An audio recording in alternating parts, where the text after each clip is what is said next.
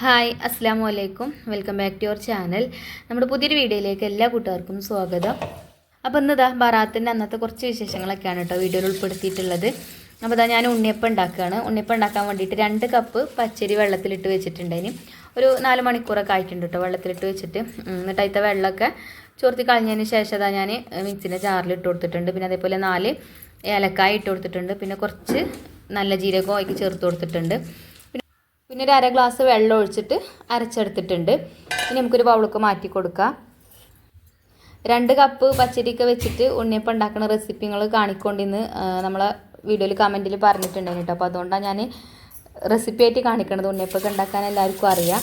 പിന്നെ ഞാൻ അധികം മധുരത്തിന് ശർക്കര ചേർക്കണത് 3.5 അച്ച് ശർക്കര കേട്ടോ ചേർക്കണത്. അതിൽ 1/2 ഗ്ലാസ് വെള്ളം ഒഴിച്ചിട്ട് ശർക്കര ഉരുക്കാനായിട്ട് അടുപ്പത്ത് വെച്ചിട്ടുണ്ട്. ഇനി നല്ല കടും മധുരം വേണമെന്നുണ്ടെങ്കിൽ ഒരു അര കഷ്ണം കൂടി ശർക്കരയ്ക്ക് ചേർത്ത് കൊടുക്കട്ടോ. അപ്പോൾ ഒരു 4 അച്ച് ശർക്കര എടുക്കുക.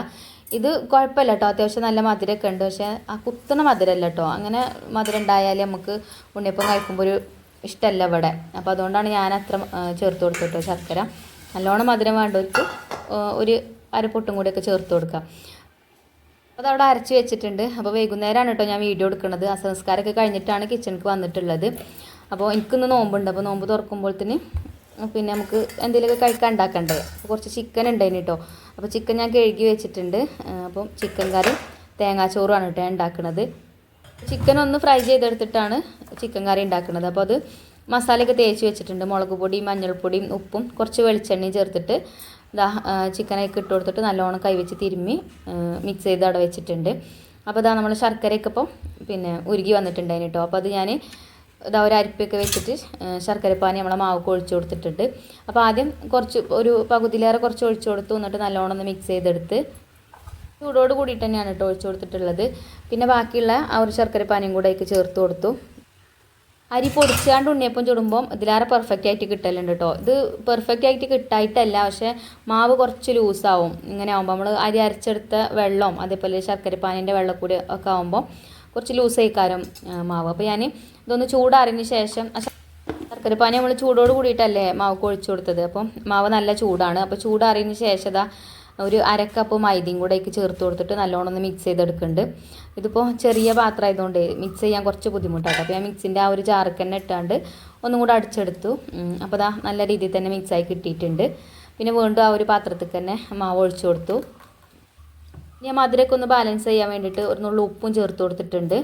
അതേപോലെ തന്നെ നമ്മളെ ഉണ്ണിയപ്പം നല്ല സോഫ്റ്റ് ആയിട്ട് കിട്ടാൻ വേണ്ടിയിട്ട് ഒരു 1/4 കപ്പ് പക്ഷേ 1/4 കപ്പല്ല കേട്ടോ, 1/4 ടീസ്പൂൺ കേട്ടോ ബേക്കിംഗ് സോഡ ചേർത്ത് കൊടുത്തിട്ടുണ്ട്. ഒരു നുള്ളി ചേർത്തിട്ടുള്ളൂ. നമ്മൾ മാവ് റെസ്റ്റ് ചെയ്യാനൊന്നും വെക്കണില്ല, അപ്പം തന്നെ ചുട്ടെടുക്കുകയാണ് കേട്ടോ. അപ്പോൾ അതുകൊണ്ടാണ് ഞാൻ അപ്പം സോഡ ചേർത്ത് കൊടുത്തത്. ഇല്ലെങ്കിൽ പിന്നെ അങ്ങനെ ചേർക്കേണ്ട ആവശ്യമില്ല. മാവ് കുറച്ച് നേരം റെസ്റ്റ് ചെയ്യാൻ വെക്കുകയാണെന്നുണ്ടെങ്കിൽ അപ്പം സോഡ ചേർത്തിട്ടില്ലെങ്കിലും ഉണ്ണിയപ്പം നല്ല സോഫ്റ്റ് ആയിട്ടൊക്കെ കിട്ടും. മാവ് റെഡി ആയിട്ടുണ്ട്. ഇനി അതിലേക്ക് തേങ്ങാക്കൊത്തൊക്കെ വെളിച്ചെണ്ണയിൽ മൂപ്പിച്ചിട്ട് അതിലേക്ക് ഇട്ട് കൊടുക്കണം. അപ്പോൾ അതിന് മുന്നായിട്ട് ചിക്കൻ ഒന്ന് ഫ്രൈ ചെയ്തെടുക്കാമെന്ന് വിചാരിച്ച് ചിക്കൻ കറി വേണമല്ലോ നമുക്ക് ഉണ്ടാക്കാം.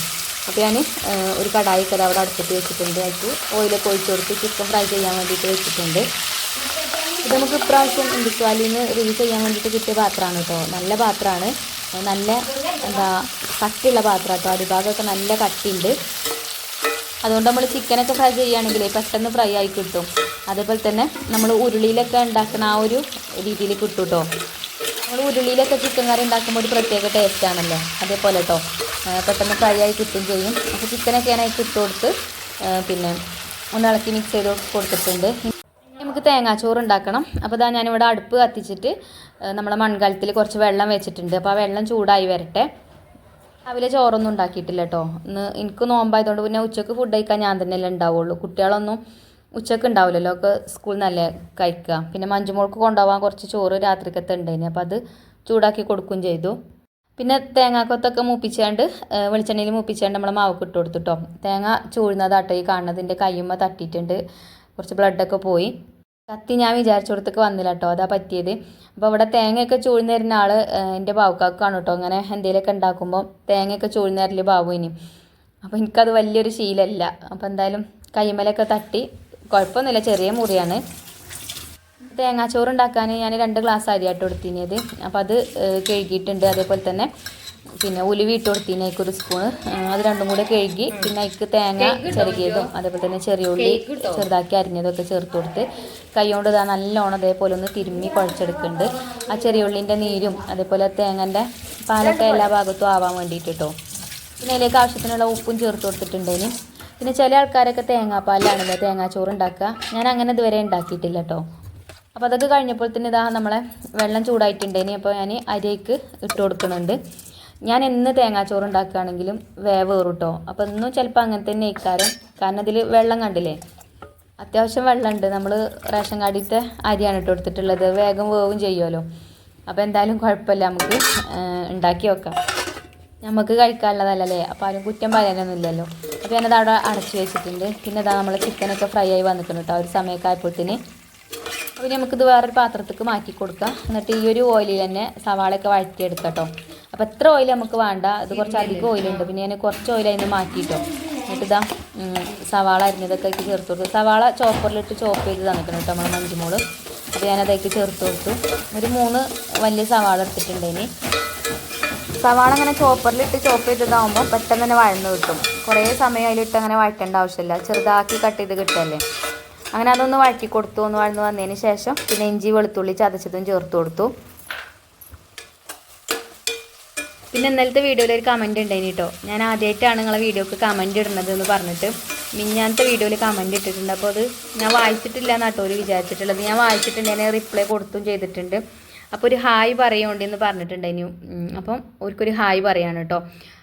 ഒരു ഐഡിൻ്റെ പേര് ഫൈഹ എന്നാണ്. അപ്പോൾ ഫൈഹക്ക് വലിയൊരു ഹായ്. ഹായ് പറഞ്ഞാലേ ഇനി കമൻറ്റ് ഇടുള്ളൂ എന്ന് പറഞ്ഞിന് കേട്ടോ. അപ്പോൾ ഞാൻ അതുകൊണ്ട് വലിയൊരു ഹായ് ഒക്കെ പറഞ്ഞിട്ടുണ്ട്. അപ്പോൾ നമ്മൾ സവാളൊക്കെ വഴന്ന് വന്നിക്കണം കേട്ടോ. പിന്നെ ഇക്കിടാനുള്ള മസാലപ്പൊടികളൊക്കെ ചേർത്ത് കൊടുത്തു. മുളക് പൊടി, മഞ്ഞൾപ്പൊടി, മല്ലിപ്പൊടി, പിന്നെ കുരുമുളക് പൊടി, കുറച്ച് ഗരം മസാലയും ചേർത്ത് കൊടുത്തിട്ടുണ്ട്. അതുപോലെ വലിയ ജീരകം പൊടിച്ചതും കുറച്ച് ചേർത്തിട്ടുണ്ട്. അങ്ങനെ മസാലപ്പൊടികളെ പച്ചമണക്ക് മാറി വന്നതിന് ശേഷം ഒരു 2 തക്കാളി ഇതേപോലെ ചോപ്പറിലിട്ടിട്ടൊന്ന് ചോപ്പ് ചെയ്തെടുത്തു. അതും അതിലേക്ക് ചേർത്ത് കൊടുത്തു. തക്കാളി ചേർത്തിട്ട് കുറച്ച് നേരം അങ്ങനെ വഴറ്റിയെടുക്കണം കേട്ടോ. ആ ഒരു എണ്ണ തെളിഞ്ഞ് വരുന്നത് വരെ വഴറ്റിയെടുക്കണം. അല്ലാതെ ഇപ്പം തന്നെ നമ്മൾ ചിക്കൻ ചേർത്ത് കൊടുത്താൽ കറി കാണാനും ഒരു ഭംഗി ഉണ്ടാവില്ല. ആ ഒരു തക്കാളിൻ്റെ ആ ഒരു പച്ചപ്പൊന്നും ശരിക്കും മാറി കിട്ടൂല കേട്ടോ. അപ്പോൾ എണ്ണയിലിട്ട് വഴറ്റിയെടുക്കുമ്പോൾ ഒരു പ്രത്യേക ടേസ്റ്റ് തന്നെയാണ്. അപ്പോൾ തക്കാളിയൊക്കെ അതിലിട്ട് നല്ലോണം വഴറ്റി കൊടുത്ത് എണ്ണയൊക്കെ തെളിഞ്ഞ് വന്നതിന് ശേഷം നമ്മൾ ഫ്രൈ ചെയ്ത് വെച്ച ആ ഒരു ചിക്കനൊക്കെ ചേർത്ത് മിക്സ് ചെയ്തെടുത്തു. ഇനി നമുക്ക് ആവശ്യത്തിന് വെള്ളം ഒഴിച്ചു കൊടുക്കാം. ഞാൻ കുറച്ച് വെള്ളമൊക്കെ ഒഴിച്ചു കൊടുത്തിട്ടുണ്ട്. പിന്നെ കറി നല്ല കുറുകിയിട്ട് അത്യാവശ്യം നല്ല കറിയൊക്കെ വേണമെന്നുണ്ടെങ്കിൽ പിന്നെ ഇതിലേക്ക് ഉരുളക്കിഴങ്ങ് ഒരു 2 ഉരുളക്കിഴങ്ങൊക്കെ തൊലിയൊക്കെ കളഞ്ഞ് വലിയ പീസാക്കി ഇട്ട് കൊടുക്കുകയാണെങ്കിൽ നല്ല ടേസ്റ്റ് ഉണ്ടാവും കേട്ടോ കറി. അതേപോലെ കുറച്ച് കുറുകിയൊക്കെ കിട്ടും.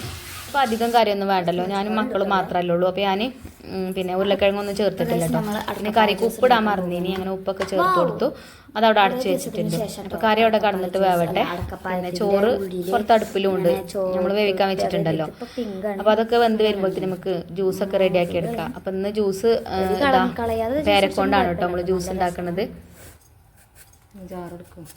ജാറെടുത്തിട്ട് വരാട്ടോ ഗൈസ്.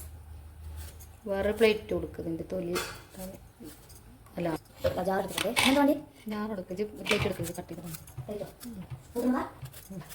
അപ്പം ഇന്ന് മക്കൾക്കൊന്നും നോമ്പില്ല കേട്ടോ, എനിക്ക് മാത്രമേ ഉള്ളൂ നോമ്പ്. അവർക്ക് സ്കൂളുണ്ടല്ലോ. അപ്പോൾ നാളെയാണ് ഒരു നോമ്പ് നോൽക്കണത് പറഞ്ഞിട്ടുണ്ടേനി. അപ്പോൾ അവർക്ക് നോമ്പുണ്ടെങ്കിൽ എന്തെങ്കിലുമൊക്കെ ഉണ്ടാക്കാൻ ഭയങ്കര ഇൻട്രസ്റ്റാണ് എനിക്ക്. ഞാൻ ഒറ്റയ്ക്കാവുമ്പം അങ്ങനെ എനിക്ക് ചായക്ക് കടിയൊന്നും വേണമെന്നില്ല. അപ്പോൾ ഞാൻ അതുകൊണ്ടാട്ടോ ചോറൊക്കെ ഉണ്ടാക്കിയെന്ന്. അപ്പോൾ ഇതാ ജ്യൂസ് അടിക്കാനുള്ള പേരക്കൊക്കെ തൊലിയൊക്കെ കളഞ്ഞ് അതാ കട്ട് ചെയ്ത് ജാർക്ക് ഇട്ട് കൊടുത്തിട്ടുണ്ട്. ഈ പേരക്ക ജ്യൂസ് നല്ല ടേസ്റ്റാട്ടോ, നല്ല കുറുകിയ നല്ല കട്ടിയുള്ള ജ്യൂസ് കഴിക്കാരം. അതുകൊണ്ട് ജ്യൂസ് അടിച്ച് നോക്കാത്തവരൊന്ന് ജ്യൂസ് അടിച്ച് നോക്കൊണ്ടിട്ടോ. കുറച്ച് പാലും ചേർത്ത് കൊടുക്കുക. അതേപോലെ തന്നെ ഇനിയിപ്പോൾ 2 ഏലക്കായും കൂടെ ഒക്കെ ചേർക്കണമെങ്കിൽ ചേർക്കാം കേട്ടോ. ഞാൻ പിന്നെ അതൊന്നും ചേർത്തിട്ടില്ല, പാല് ചേർത്ത് കൊടുത്തു. അതേപോലെ ആവശ്യത്തിനുള്ള വെള്ളവും ചേർത്ത് കൊടുത്തു. പിന്നെ പഞ്ചസാരയും ചേർത്താണ്ട് അങ്ങനെ അടിച്ചെടുക്കുകയാണ് കേട്ടോ. നമ്മളടുത്ത് ഫ്രഷ് ക്രീമോ അല്ലെങ്കിൽ മിൽക്ക് മേഡോ ഒക്കെ ഉണ്ടെങ്കിൽ 2 സ്പൂണും കൂടെ ചേർത്ത് കൊടുക്കുകയാണെങ്കിൽ നല്ല ഷെയ്ക്കായിട്ട് കിട്ടും. ഇനി നമുക്കിത് അടിച്ചെടുത്ത് കൊണ്ടുവരാം. അപ്പോൾ ജ്യൂസൊക്കെ ഞാൻ അടിച്ചെടുത്തിട്ടുണ്ട്. ഇനി നമുക്ക് അരിച്ചിട്ട് ഒരു പാത്രത്തേക്ക് മാറ്റി കൊടുക്കാം. അപ്പോൾ അതാ നല്ല കട്ടിയുള്ള പേരക്ക ജ്യൂസാണ് കേട്ടോ. അപ്പോൾ നോമ്പൊക്കെ തുറക്കുന്ന സമയത്ത് കുറച്ച് ലൂസായിട്ടുള്ള ജ്യൂസാണ് എനിക്കിഷ്ടം കേട്ടോ. അങ്ങനെ നല്ലോണം ഒരു 2-3 ഗ്ലാസ്സൊക്കെ വലിച്ച് കുടിക്കണം. അപ്പോൾ ഞാൻ കുറച്ച് വെള്ളമൊക്കെ ഒഴിച്ചാണ്ട് അതിന് കണ്ടുണ്ടാക്കുകയും ചെയ്തിട്ടുണ്ട് കേട്ടോ. അത് അങ്ങനെ ഫ്രിഡ്ജിലൊക്കെ കൊണ്ടുപോയി വെച്ച്. അപ്പോൾ ആ ഒരു സമയമൊക്കെ ആയപ്പോഴത്തേന് നമ്മളെ ചിക്കൻ കറിയും വന്നിട്ടുണ്ടേനി. ചിക്കൻ കറിക്ക് മല്ലിയില ഉണ്ടെങ്കിൽ ഈ ഒരു സമയത്ത് ചെറുതാക്കി ഇങ്ങനെ കട്ട് ചെയ്തിട്ട് ഈ ഒരു സമയത്ത് ചേർത്ത് കൊടുക്കുകയാണെങ്കിൽ അതിൻ്റെ ആ ഒരു ടേസ്റ്റും ഫ്ലേവറൊക്കെ നല്ല ടേസ്റ്റ് കൊടുക്കും ചിക്കൻ കറിക്ക്. അപ്പം എൻ്റെ അടുത്ത് മല്ലിയില ഇല്ലേ ഇനി, അപ്പോൾ ഞാൻ ചേർത്തിട്ടില്ല കേട്ടോ. അങ്ങനെ കറിയൊക്കെ അടുപ്പത്തു നിന്ന് വാങ്ങി വെച്ച്, പിന്നെ നമ്മളെ തേങ്ങാച്ചോറും വന്നിട്ടുണ്ടെങ്കിൽ അതും ഞാൻ അടുപ്പത്തു നിന്നൊക്കെ വാങ്ങി വെച്ചിട്ടുണ്ട്. പിന്നെ ഉണ്ണിയപ്പം ചുട്ടെടുക്കണം. അങ്ങനെ ഉണ്ണിയപ്പം ചട്ടി അടുപ്പത്ത് വെച്ചു. അപ്പോൾ ഇതാ ഉണ്ണിയപ്പം ചട്ടിക്ക് ഓയിലൊക്കെ ആക്കി കൊടുത്തിട്ടുണ്ട്. ഞാനൊരു കപ്പിക്കാണ് കേട്ടോ മാവ് എടുത്തിട്ടുള്ളത്. ഞാൻ എപ്പോൾ ഉണ്ണിയപ്പം ചുടുമ്പോഴും എന്നോട് ഇങ്ങനെ കമൻറ്റ് ബോക്സിൽ നമ്മളെ കൂട്ടുകാർ പറയും ഇതേപോലെ ഒരു കപ്പിൽ ആക്കിയിട്ട് ഇങ്ങനെ മാവ് ഒഴിച്ചു കൊടുക്കുകയാണെങ്കിൽ എപ്പോഴും കയ്യിലെടുത്തുകൊണ്ട് ഇങ്ങനെ പാരേണ്ട ആവശ്യമില്ല, നമുക്ക് ഇങ്ങനെ ഒഴിച്ചു കൊടുക്കാൻ സുഖമാണെന്ന് പറയലുണ്ട് കേട്ടോ. അപ്പോൾ ആ ഒരു രീതിയിൽ തന്നെയാണ് ഞാൻ മാവൊക്കെ ഒഴിച്ചെടുത്തത്. അപ്പോൾ നല്ല സുഖമുണ്ട് കേട്ടോ അങ്ങനെ മാവ് ഒഴിച്ചു കൊടുക്കുമ്പം. നമ്മൾ കുറേ വട്ടം ഇങ്ങനെ കയ്യിലോട്ട് എടുക്കണമെങ്കിൽ നല്ല ഇത് തന്നെയാണ്. പിന്നെ നമ്മളെ ഉണ്ണിയപ്പത്തിൻ്റെ മാവ് ഇതിലേക്ക് ഒഴിച്ചു കൊടുക്കുമ്പോൾ ഇതിങ്ങനെ പൊട്ടി ഒലിക്കുന്നുണ്ട് കേട്ടോ. ഫസ്റ്റത്തെ ട്രിപ്പ് ഞാൻ ചുട്ടെടുത്തപ്പോൾ അങ്ങനെ ഒലിച്ചിട്ടില്ല. പിന്നെ ബാക്കിയുള്ള പ്രാവശ്യമൊക്കെ മാവ് ഒഴിച്ചെടുത്തപ്പോൾ ഇതേപോലെ പൊട്ടി ഒലിക്കുന്നുണ്ട് കേട്ടോ. ഫസ്റ്റത്തെ ട്രിപ്പ് ഉണ്ണിയപ്പം ചുട്ടത് ഇതിൽ കിട്ടിയിട്ടുമില്ല. അതെന്താ വെച്ചാൽ എൻ്റെ ഒരു ഫ്രണ്ട് വന്നിനി കേട്ടോ. അപ്പോൾ അവളോട് വർത്താനം പറഞ്ഞുകൊണ്ടാണ് ഉണ്ണിയപ്പം ചുടുന്നത്. അപ്പോൾ ആ ഒരു പിന്നെ എന്താ പറയുക, വർത്താനം പറയുന്നതിൻ്റെ അടിയിൽ ഉണ്ടാവില്ല നമുക്കൊരു മറവേ, അങ്ങനെ ക്യാമറ ഓണാക്കാൻ മറന്നതാണ് കേട്ടോ.